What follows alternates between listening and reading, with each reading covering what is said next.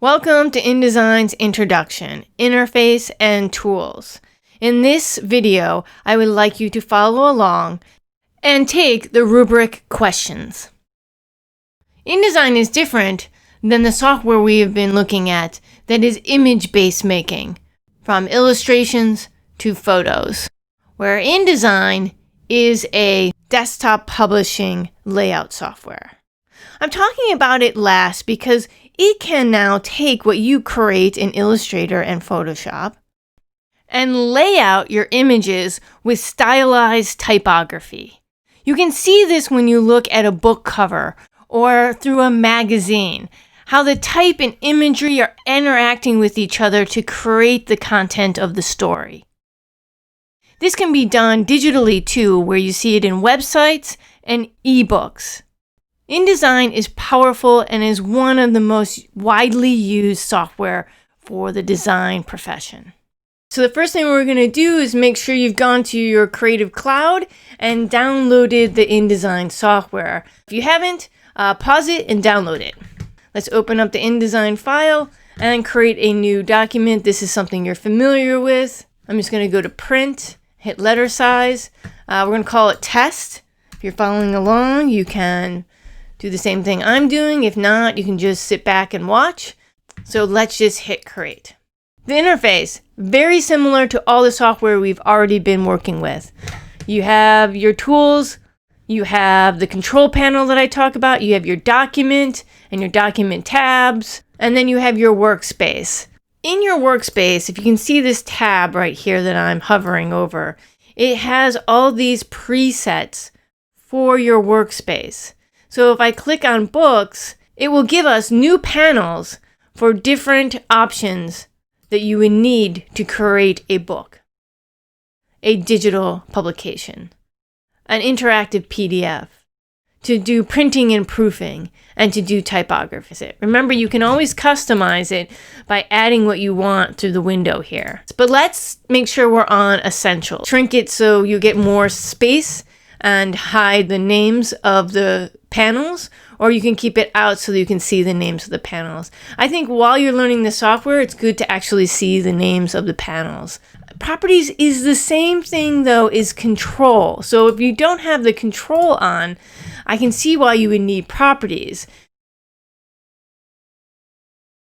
So let's do a quick overview of the toolbox. The first one is the selection tool, which you should be familiar with.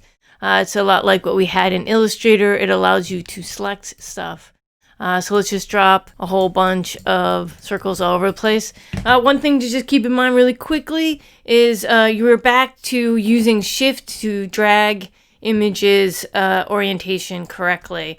Otherwise, you will squish it or squash it if you do not hold Shift. What the selection tool does, which you should be familiar with, it allows you to move these objects or grab a whole bunch of objects and move them all at the same time. But you have to be careful. You need to make sure you're on an object line to move all of the objects together. So what's the difference between the direct select and the selection tool? Well, if it's white and it's an arrow, it allows you to manipulate the actual object. Again, we're back to seeing points on a line, these anchor points, which you should be familiar with Illustrator. So we're going to go over pages. We only have pages in InDesign. Illustrator has layers, and so does Photoshop, which we do have layers also here. Pages allows you to create multiple pages, just like a magazine or a book. Hence why this is a desktop publishing application. What does this paper tool do? Well, what it does is it allows you to customly shape pages if you want. Let's just say this, you wanted it for some reason in this whole document, you needed one page that was a little wider, or you need one page that was a little smaller, and decide that all of them need to be back to that 8.5. So again, what it does is it just changes your pages. Command or Control 0 will allow you to go directly to one page. You can also click on these pages to take you to the page you want. Now, this one's going to be tricky, a little more advanced. Stay with me if you can.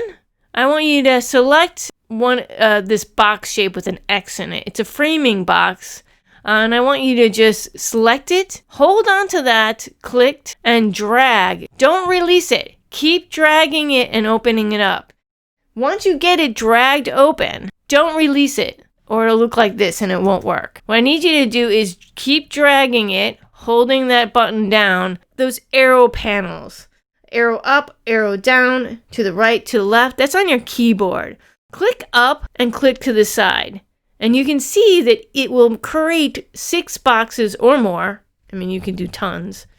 Equally spaced between each other. Funny that we have this gap tool. And this gap tool allows me to keep that space I've made. That equal space gap right there. But change the form or where I would place either type or imagery can be changed and scaled without distorting the space in between them. That I never use, which is the content collector tool. It's copying and pasting. It can copy a whole bunch of images, forms, or whatever you have, and it collects it for you. And then you can open up a new document and you can use placement tool to place it. I can then go to the placement tool and click on it and place it. To me, copying and paste works just fine. The type tool, you drag out the box so you can make a type box. And then you can always use the fill with placeholder type. And then you remember you can go up to the panel if you're on the type tool, and you can change the font to a different font, to a different size, to a different weight. I can pull out this box. See how there is a red square there? This is very important. This red square means there's more type within this box. In InDesign, boxes become masks. You can have image that flows outside of it. So if I drag it, I can retrieve the rest of the text. And you can see that that red mark is no longer. But if I go past the point, we get another red mark. A little box with a little arrow in it. And then here, the other thing that's important is now I can change the color of the type. And doing that, you just need to make sure you're on the actual type. You can see that there's a T here to letting you know that you're changing type color compared to if you go to the selection tool and actually select the box. I can change the box color also. Type on path, which basically means that you can create any path you want. You can even use a more circular shape, and I can type on it. So if I get to it and you can see that little plus there, it's going to make it into a type. And now I can type literally on this. If we go to the pen tool, you could make your own shape. And again, go back to the type on path, making sure, you got to make sure that if you go and type on path, again, we get that little plus. You can type back on the top. If you go back to the original type tool, you can always put type in forms. So you just need to make sure you're on the original type, because if you're on type on path, it'll be on the outside of the form. And then you can do my favorite trick of fill with placeholder type, and you can fill type within the shape. Now I'm not going to cover lines because you know lines and pen tool and pencil. So the only thing different in shapes here is that we have the frame shapes. So it's placeholder. Just like I added placeholder text, this is placeholder image or color.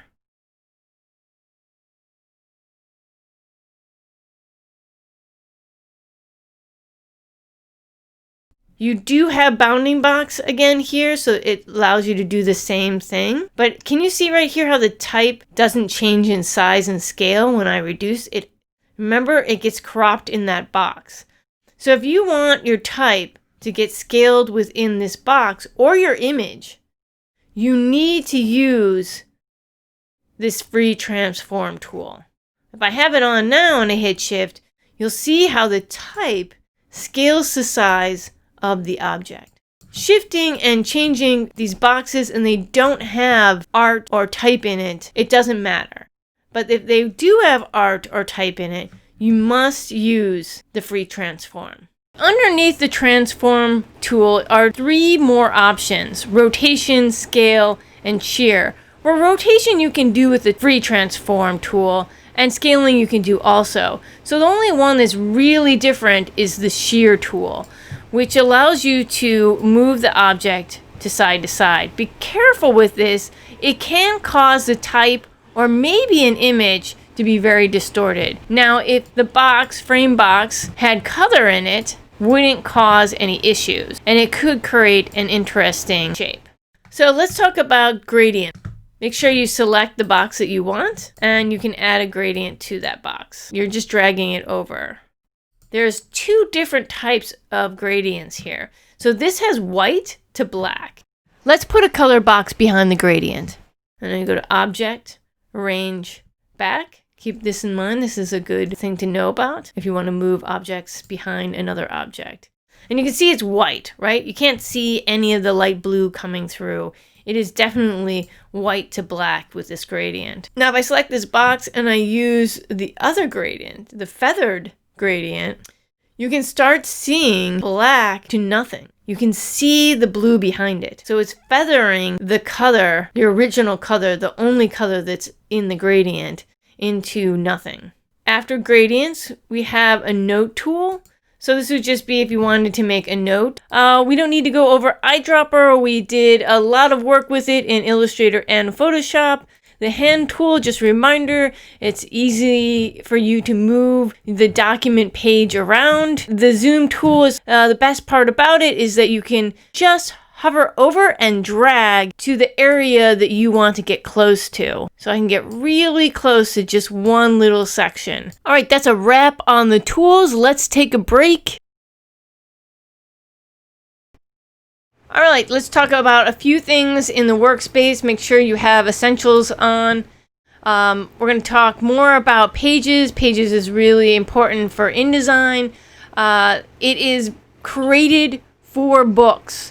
So page 1 will always be a single page, and page 2 and 3 could possibly be, if you have enough pages, facing pages. Facing pages means literally they're facing each other. There's 2 right next to each other.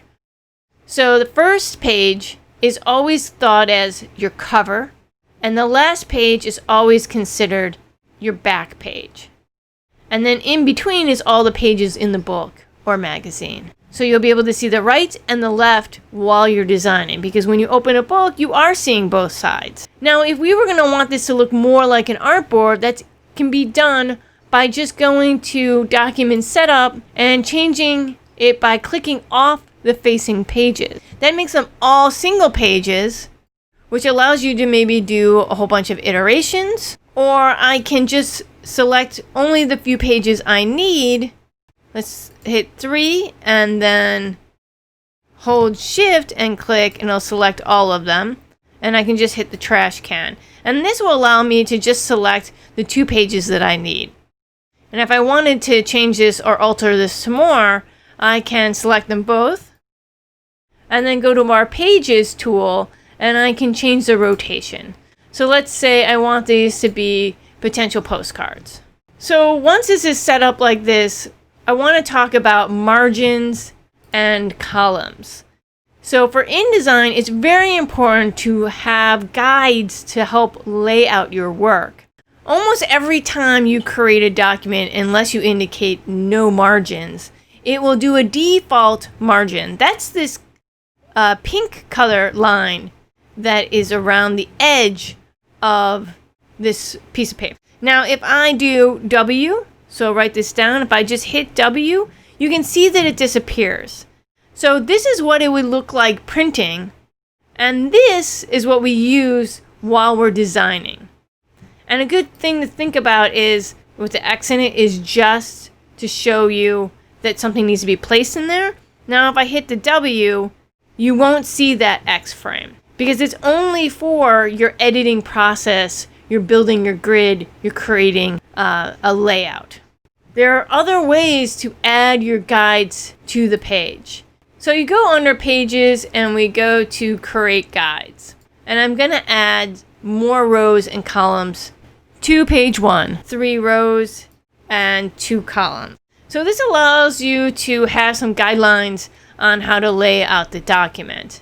And we can preview it. And if I hit to page, it'll go to the outside of the page, my rules. If I hit to margins, it stays within the margins.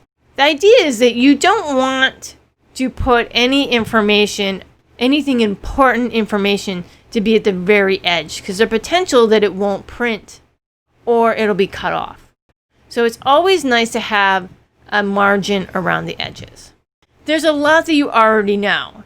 You know color, you know swatches, you should know strokes. Effects we've talked about in Photoshop. We have Pathfinder still, alignment tool, properties we talked about. Links we'll get into more. We also have characters, which you have the ability to edit and style your text. We'll get into paragraph later, and layers you should definitely be familiar with because you've used it in Illustrator and in Photoshop. And that will be it. Thank you so much for listening.